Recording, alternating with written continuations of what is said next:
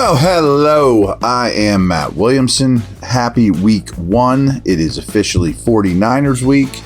I have a preview going up very soon. Today, we're not going to talk Niners. We're going to talk Kenny Pickett. But there will be much Niners breakdowns coming here from me. So the next couple days will probably be heavy Niners after this. But I have told you often about Matt Harmon's site, Reception Perception. And we went over Deontay's reception perception, Pickens. Well, they have a new feature now, is they are starting to dig into quarterbacks in a very similar manner. And it's a new thing coming out, and Kenny's hit last week. And I want to read through this and just kind of chat about it, give my opinions as well. So here we go. This came out August 30th. It may surprise some, but Kenny Pickett simply is not the refined pocket surgeon he was billed to be coming out of Pitt. It wasn't who he was then, and it's not who he is now, at least not anyway. In fact, his in-structure play resulted in some of the worst accuracy numbers in the NFL. But as the numbers will show, the Steelers' signal caller instead thrived in chaos as a legit problem solver. Couldn't agree more. So this is off last year's tape, of course. I think his in-structure stuff at practice, preseason has gotten better. But thriving in chaos is rare. And I think he does that really well. And I love this term, and I use it a fair amount. He's a legit problem solver. Problems arise for NFL quarterbacks all over the place. And you have to understand how to solve problems at this level. So his best routes were the screen, the check down, the comeback. His worst routes were the 9, which they ran a ton, corner, dig, and curl. His route percentage, as I've been telling you, the ones that come up green here for much above average, the 9 route, which is the go, the comeback, the curl, and the check down, which, okay. The ones you don't see money of are screens, slants, corners, and outs. I'm hoping that changes. But anyways, Pickett's heat map points a pretty clear picture of how he struggled when forced to be a contained pocket passer. The further Pickett had to throw and the longer he held onto the ball inside the pocket, the more problems arose. And though he showed flashes of promising post-snap vision, there was not a lack of consistency to his process. Pickett's footwork also turned into a freestyle event the moment he hit the top of the dropback. I'm going to stop there. That is so much better now. His footwork was all over the place, not in timing and rhythm, and it looks much better now. He would regularly open his front foot and shoulder way wide of his target, snapping him of his core strength and ability to drive the ball. I also think this has gotten better. Thus, you get better arm strength. It's not like your right arm gets drastically further. Things like this get better. Pickett misfired time and time again in the 11 to 20 yard range because he was late and his footwork was out of whack. True, and not uncommon for rookies. Trying to force structure and timing upon Pickett through play action didn't work either. Pickett was successful on just 50% of his play action attempts, tied for the worst mark recorded in 2022. So, myself included, were critical of Canada. Why not more play action? Why not more play action? But there is a timing and footwork aspect to running play action really well. So, I think that's noteworthy. Between his poor play action passing and wonky post-snap processing, it's no wonder Pickett's 51.6 success rate over the middle in the 11 to 20 yard range was at the bottom of the database. I've been telling you guys that forever.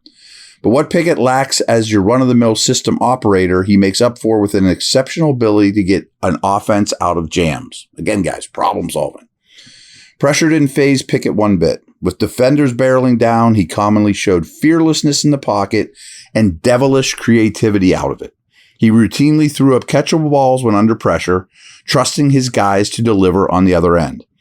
Pickett's success rate while under pressure was more than solid, and it clocked in just ahead of Derek Carr, Matt Stafford, and Kirk Cousins, which is, guys, very, very impressive for a rookie.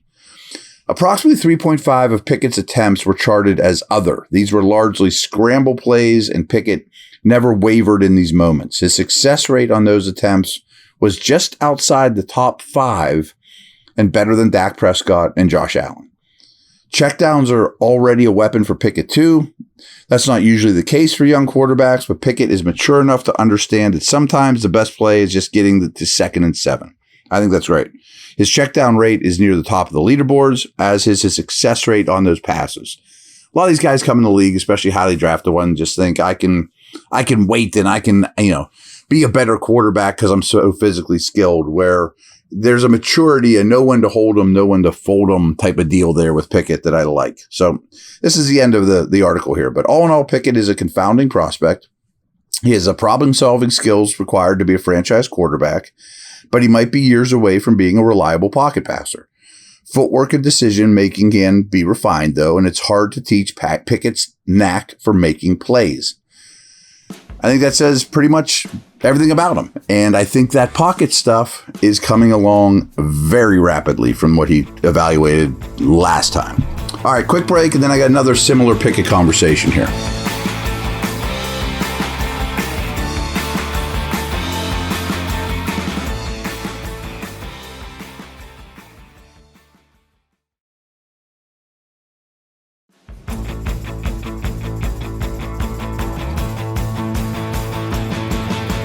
So Randy Mueller is a former GM, writes for The Athletic now. He's been in the league a great deal. And he wrote an article on like the top 10 young passers.